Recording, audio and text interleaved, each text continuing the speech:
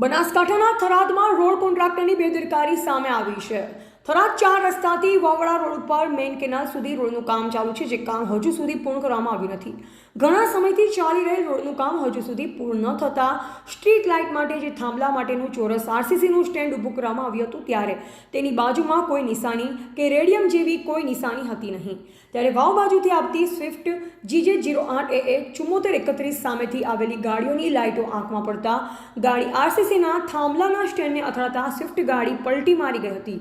ત્યારે ડ્રાઈવર અને ખાલી સાઈડમાં બેઠેલા બીજા એક અન્ય વ્યક્તિને કોઈ જાનહાનિ થઈ ન હતી, ત્યારે તેમનો આ બંનેનો આબાદ બચાવ થયો હતો।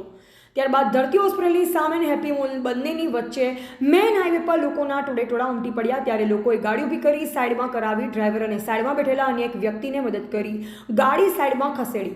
ત્યારે જો આ મેઇન રોડનું જલ્દી કામ પૂરું ન થાય તો આમને આમ અકસ્માત જેવા કેસો થતા જ રહેશે। જે રોડ વચ્ચે આરસીસીનું ચોરસ સ્ટેન્ડ લાઇટના થાંભલા માટે બનાવેલ છે, તેની બાજુમાં કોઈ હજુ નિશાન નહીં રાખે તો અકસ્માત થવાની વધારે શક્યતા વધી શકે છે।